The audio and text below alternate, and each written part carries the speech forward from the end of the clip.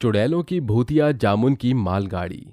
रात का समय था। रेलवे स्टेशन पर सभी यात्री ट्रेन के आने का इंतजार कर रहे थे। ओहो, कितना समय हो गया है, अभी तक हमारी ट्रेन नहीं आई। अगर ऐसा ही चलता रहा तो हम लोगों को आज देर हो जाएगी। अरे भाई, तू चिंता क्यों करता है? आगरा जाने वाली ट्रेन इसी पटरी पर आती है और आने ही वाली होगी। मैंने अभी टीसी से बात की है, तो बस थोड़ी देर इंतजार और कर ले। जब तक ट्रेन आएगी तब तक हम कुछ खा ही लेते हैं। चलो यार, बहुत जोरों से भूख लगी है। तीनों दोस्त वहाँ पर लगी हुई एक दुकान पर जाते हैं और वहाँ से चिप्स और पॉपकॉर्न खाने लगते हैं। चलो, कम से कम मेरी भूख तो मिटी। वैसे मैंने सुना है जो यहाँ पर जामुन वाली ट्रेन आने वाली है उसके अंदर हमें खाने के लिए जामुन की अलग अलग डिशेस भी मिलेंगी। सुना तो मैंने भी ऐसा ही है, बाकी देखते हैं आगे क्या होने वाला है।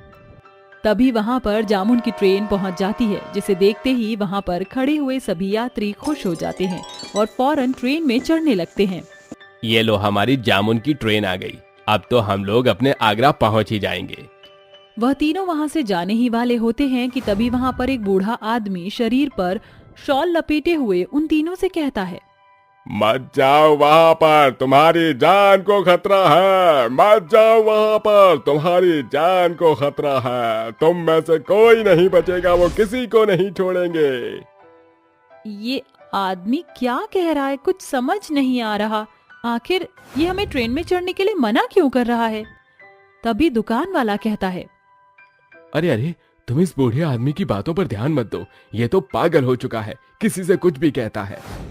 दुकान वाला इतना कहता ही है कि तभी राहुल की नजर जामुन की ट्रेन से निकली हुई अप्सराओं के ऊपर पड़ती है, जिनके हाथों में जामुन की प्लेट होती है।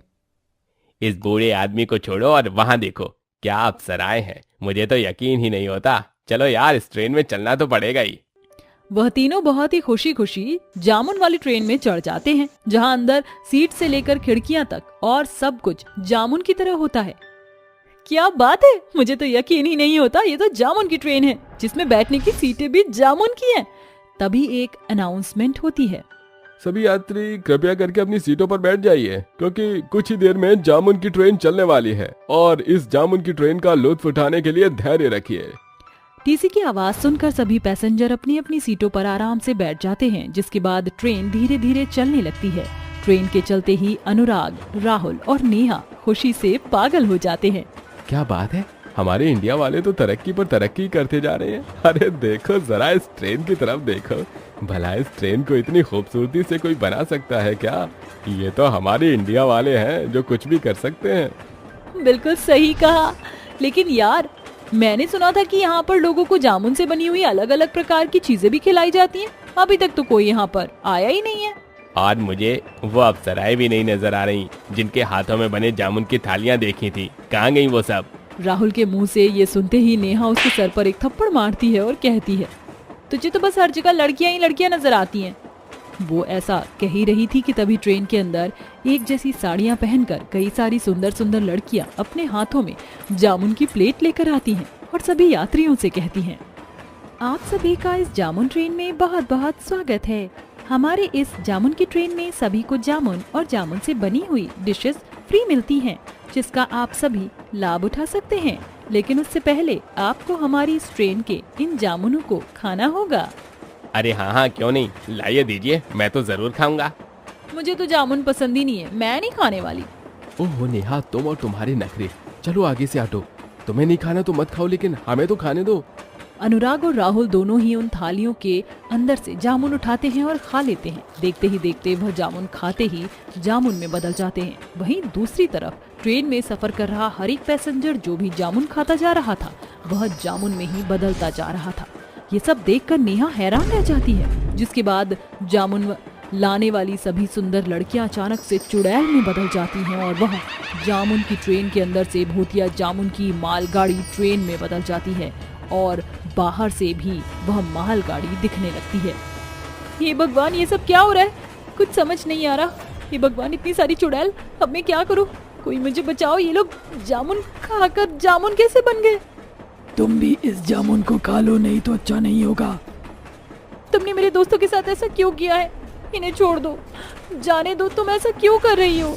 नेहा की ये बात सुनते ही सभी चुड़ैलें जोर जोर से हंसने लगती हैं। तभी एक ब्रिज आ जाता है और मालगाड़ी अचानक से रुक पड़ती है। ये मालगाड़ी अचानक से रुक क्यों गई? ये क्या हो रहा है? तभी सारी की सारी चुड़ैलें मालगाड़ी से उतरती हैं और मालगाड़ी के अंदर से सभी जामुनों को मालगाड़ी से उतारकर ब्रिज के नीचे खाई में फेंकने लगती हैं। ये सब देखकर नेहा हैरान रह जाती है। वह अमावस्या की रात होती है। तभी वहीं बूढ़ा आदमी जो रेलवे स्टेशन पर मिला था, वो बूढ़ा आदमी अचानक से नेहा के पास आ जाता है और उससे कहता है, मैं यहाँ तुम्हारी जान बचाने आया हूँ। मुझे पता था तुम लोग बेवकूफी करोगे और मेरी बात नहीं मानोगे। बाबा ये सब क्या है? इन चुड़ैलों ने ऐसा क्यों किया और मेरे दोस्तों को जामुन बनाकर ये खाई में क्यों फेंक रही हैं? क्योंकि वो असली जामुन की ट्रेन नहीं है, ये तो वो मालगाड़ी है जो जामुन की ट्रेन के लिए जामुन लेकर आ रही है।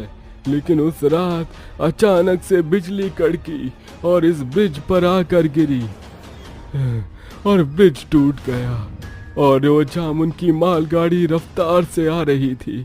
इस मालगाड़ी में कई सारी लड़कियां और जवान लड़के थे।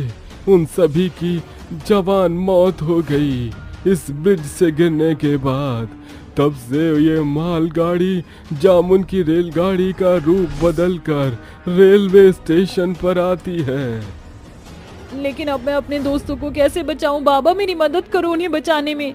अगर तुम्हें अपने दोस्तों को बचाना है तो इस ताबीज को पहनो और अपने दोस्तों के बने हुए जवानों को हाथ लगाते हुए मंत्र का जाप करो।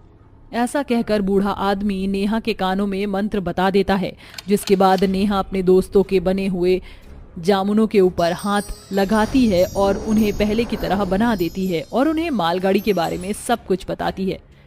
बाबा आपने हमारी जान बचाई और मेरे दोस्तों की भी। आपका बहुत बहुत शुक्रिया अदा। मैं कैसे करूं, लेकिन मैं चाहती हूं कि ये सब अब रुक जाए। इसके लिए मैं क्या कर सकती हूँ? पहले तो जितनी जल्दी हो सके इस जगह को छोड़कर यहाँ से भाग जाओ, और अगर तुम्हें ये सब रोकना है तो किसी तरह इन मरे हुए जवान लड़के और लड़कियों की मुक्ति के लिए यहाँ एक हवन करवा देना, जिसके बाद इन्हें मुक्ति मिल जाएगी और ये सब हमेशा के लिए खत्म हो जाएगा। इस तरह बाबा की बात मानकर नेहा अपने दोस्तों के साथ वहां से किसी तरह भाग जाती है और उसके बाद वह उस ब्रिज पर उन सभी जवान लड़के और लड़कियों की मुक्ति के लिए हवन करवाती है, जिसके बाद उन सभी को मुक्ति मिल जाती है और उस ब्रिज से फिर कभी भी कोई भी जामुन की मालगाड़ी रेलवे स्टेशन तक नहीं आती। शांतिनगर से रौनक अपनी इंजीनियरिंग की पढ़ाई पूरी करके वापस अपने शहर गीतानगर लौट रहा था। बस का सफर जारी था कि तभी बस का कंडक्टर बोलता है, जो भी लोग गीतानगर के लिए बैठे हैं कृपया वो उतर जाएं। अरे क्यों भैया, अभी तो गीतानगर आया भी नहीं है, फिर अभी से क्यों उतार रहे हो? सामने का रास्ता बंद है और बस आगे नहीं जा सकती, और अगर दूसरे रास्ते से गए तो पूरा दिन गीतानगर पहुंचने में ही लग जाएगा। हमारे और भी तो पैसेंजर्स हैं। रौनक बस से उतर गया और फिर वो अपने घर पहुंच गया। अरे मेरा बेटा आ गया। मेरे लाल, तू जानता भी है कि मैं तेरा कितना देर से इंतजार कर रही हूँ। वैसे इतनी देर कहाँ लग गई? अरे माँ, बस आप पूछो मत। यहाँ शहर में आने वाला रास्ता तो बहुत ही खराब है। बस तो यहाँ आ ही नहीं सकती है। बस वाले ने मुझे शहर के बाहर ही उतार दिया। अरे बुरा हुआ। वैसे बेटा, अब इंजीनियरिंग की पढ़ाई तो पूरी हो गई, अब कहाँ जॉब करने का इरादा है? अरे मैं तो आपको बताना ही भूल गया। पापा, मुझे एक बहुत ही बड़ी कंपनी से जॉब के लिए ऑफर आया था, मैंने एक्सेप्ट कर लिया। सच? हाय मेरा बच्चा, ये ले, तू मुंह मीठा कर। रात हो गई थी। रौनक और उसका बाप अमित छत पर एक साथ बैठे हुए थे। मुझे अब अच्छे से याद है पापा कि पहले गीतानगर आने वाले इसी रास्ते में एक पहाड़ी थी जिसमें एक सुरंग थी, लेकिन अब वहां पर सब कुछ ऐसा दिख रहा था मानो पहाड़ी गिर गई हो। ऐसा क्या हुआ था गीतानगर में मेरे पीछे? अब तू जानना ही चाहता है तो सुन। यहाँ पर एक जबरदस्त भूचाल आया था जिसकी वजह से पहाड़ी गिर गई और रास्ता बंद हो गया। अगर ऐसा है तो किसी ने भी उस रास्ते को साफ क्यों नहीं कराया? अरे पुअर फैसिलिटीज, और क्या। अब तू इन बातों से बाहर भी आ जा। अमित रौनक को सच्चाई नहीं बताता, लेकिन उसे क्या पता था कि उसका ये झूठ रौनक की जान को और खतरे में डाल देगा। रौनक छत से अपने कमरे में आ जाता है और फिर सोचता है, अगर एक इंजीनियर बनने के बाद भी मैं अपने शहर में अच्छी सड़कों और रास्तों की सुविधा भी ना कर पाऊं तो मेरा फिर इंजीनियर होने का कोई फायदा ही नहीं है। लेकिन मैं सबसे पहले अपने शहर के लिए ही कुछ करूंगा। रौनक अपनी इंजीनियर टीम को फोन लगाता है। अगली सुबह रौनक बिना किसी को बताए अपने काम पर निकल जाता है। मैं माँ बाबा को इस सब के बारे में बाद में बता दूंगा, अभी मुझे काम पर चलना चाहिए। रौनक और उसकी इंजीनियर टीम जगह पर पहुंचकर अपना काम शुरू कर देती है कि तभी एक इंजीनियर को कुछ अजीब सी आवाज सुनाई देती है। अरे ये कैसी आवाज थी? लगता है कि ज्यादा काम करने की वजह से मुझे अजीब अजीब आवाज सुनाई दे रही हैं। चला जा यहाँ से। अरे फिर से वही आवाज। इंजीनियर पलट कर देखता है तो वहाँ पर एक भयानक चुड़ैल खड़ी हुई थी। चुड़ैल? यहाँ पर तो चुड़ैल है। क्यों आया है यहाँ और करना क्या चाहता है? बोल। मुझे माफ कर दो, मैं तो यहाँ पर अब बस अपना काम कर रहा था, मुझे तुमसे कुछ भी नहीं चाहिए। लेकिन हमें तो तुझसे बहुत कुछ चाहिए। यहाँ पर तो भूत भी है, अरे बचाओ। ले चलो इसे। चुड़ैल और भूत उसे अपने साथ ले गए और इंजीनियर वहीं गायब हो गया था। बाद में जब रौनक ने घर जाते समय अपने साथियों की गिनती की तो उनमें एक कम था।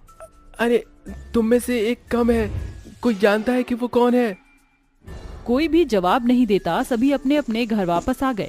महीनों यही सिलसिला चलता रहा। रोज कोई न कोई इंजीनियर या मजदूर गायब हो जाता, लेकिन रौनक का काम अब खत्म हो गया था क्योंकि किसी तरह सुरंग अब बनकर तैयार हो गई थी। Mummy papa surprise. क्या हुआ? आज तू बड़ा खुश है। आखिर मेरा पहला टारगेट पूरा हो गया माँ। अरे कैसा टारगेट बेटा? अपने पापा को भी तो बता। पापा फाइनली मैंने गीता नगर आने वाले रास्ते को ठीक कर ही दिया। हे भगवान, ये तू क्या बोल रहा है? क्या हुआ माँ? आप खुश नहीं हो? हे मेरे भगवान, ये तूने क्या किया? तू जानता भी है कि तूने क्या किया है? क्या हुआ? मुझसे कोई गलती हो गई है क्या? मैं तुझे बताता हूँ। 1 साल पहले गीता नगर की इसी पहाड़ी पर बहुत सारे लोग चढ़ाई के लिए आए थे। न जाने भगवान की क्या कुदरत थी कि अचानक बहुत जोर का भूचाल आ गया और पूरी पहाड़ी बिल्कुल रेत की तरह यूं ही झड़ गई। सभी लोग वहीं दबकर मर गए और तभी से उस पहाड़ी से बहुत अजीब अजीब सी आवाजें आने लगी। अब समझा बेटा? तो इसका मतलब कि मेरी टीम के जो लोग गायब हुए हैं, कहीं उन्हें भी वो भूत और चुड़ैल ही तो नहीं ले गए? नहीं नहीं नहीं, ऐसा नहीं हो सकता। लेकिन तू तो वहां पर सुरंग बनाकर आया है। हो सकता है अब उन लोगों की आत्माओं को मुक्ति मिल गई हो, क्योंकि भगवान का शुक्र है तू ठीक है। चलो जो हुआ अच्छा हुआ, कम से कम मेरा बेटा ठीक है। बस मुझे तो और कुछ भी नहीं चाहिए। रौनक उन गायब हुए लोगों के बारे में ही सोच रहा था तो वहीं दूसरी तरफ सुरंग में भूतों और चुड़ैलों ने पूरी तरह अपना कब्जा कर लिया था। अब कोई भी सुरंग से जिंदा नहीं जाएगा। मैं तो किसी की हड्डी भी नहीं छोड़ूंगी। ऐसे ही दिन पे दिन बीत रहे थे। हर दिन किसी न किसी बस या कार की गायब होने की खबर रौनक तक पहुंच ही जाती थी, जिसे सुन सुनकर रौनक का दिमाग बहुत परेशान था। हे भगवान, ये मैंने क्या कर दिया? मैंने तो लोगों के भले के लिए ये सुरंग बनाई थी, लेकिन यहाँ तो सब उल्टा हो रहा है। लेकिन मैं यूं हाथ पे हाथ रखकर नहीं बैठने वाला, मुझे कुछ करना होगा। रौनक अपनी गाड़ी में बैठकर सुरंग के रास्ते की तरफ निकल जाता है। अचानक सुरंग में पहुंचते ही उसकी गाड़ी रुक जाती है। शायद यही वो जगह है जहाँ से सब गायब हो रहे हैं। तभी उसे अपनी गाड़ी की खिड़की के बाहर एक भूत का हाथ दिखाई देता है। रौनक गाड़ी से बाहर आ जाता है। तू तो बहुत समझदार है, बिना कहे खुद ही बाहर आ गया। बहुत अच्छे। कौन हो तुम लोग और क्यों सबकी जान लेने पर तुले हुए हो? मैं तुमसे कुछ पूछ रहा हूँ। क्या तुझे हमसे डर नहीं लगता? हम तो ऐसे ही लोगों की जान लेते हैं और अब तेरी बारी है। देखने में तो तू बड़ा हिम्मत वाला लगता है, लेकिन अब हम तुझे नहीं छोड़ने वाले। पांचों भूत और चुड़ैल रौनक के आसपास घूमने लगते हैं कि तभी रौनक अपनी जेब से लाइटर निकालता है। तू क्या करने की सोच रहा है? मुझे बताओ कि तुम ऐसा क्यों कर रहे हो? नहीं तो मैं तुम्हें यहीं खाक में मिला दूंगा। बताते हैं, लेकिन तू ऐसा मत करना। भूत चुड़ैल अपने साथ हुआ पूरा हादसा रौनक को सुना देते हैं। और अगर हमारी अंतिम इच्छा पूरी हो जाए तो हम मुक्त हो जाएंगे। क्या है तुम्हारी अंतिम इच्छा? बोलो, मैं कोशिश करूंगा। हम इस पहाड़ी के नीचे दबकर मर गए थे, जबकि हम पहाड़ी के ऊपर चढ़ना चाहते थे। अगर तू हमें सूरज की रोशनी में पहाड़ी के ऊपर ले जाए और हमारी इस इच्छा को पूरी कर दे तो हमें मुक्ति मिल जाएगी। लेकिन पहाड़ी के ऊपर तो तुम लोग खुद भी जा सकते हो। जा सकते हैं, लेकिन अगर सूरज की रोशनी हम पर पड़ी तो हम जल जाएंगे, इसीलिए हम नहीं जा सकते। रौनक थोड़ा सोचता है, फिर बोलता है, अरे समझो तुम्हारी इच्छा पूरी हो गई। रौनक भूतों और चुड़ैलों को अपनी गाड़ी में बैठाकर पहाड़ी के ऊपर ले जाता है। अब तुम सभी जी भर के यहाँ से नजारे देखो। लेकिन पहाड़ी के ऊपर पहुंचते ही भूत और चुड़ैल गाड़ी से बाहर आ जाते हैं। बाहर मत आओ, नहीं तो तुम जल जाओगे। अब तो जलने का दिल कर रहा है, अब हम मुक्त हो रहे हैं। तुमने हमारी अंतिम इच्छा पूरी की, तुम्हारा शुक्रिया। अब हमें चैन से मुक्त होने दो। भूत और चुड़ैल वहीं हवा में मिल जाते हैं। रौनक अपनी गाड़ी से नीचे आ जाता है और एक बार फिर से गीता नगर में सब कुछ ठीक हो जाता है।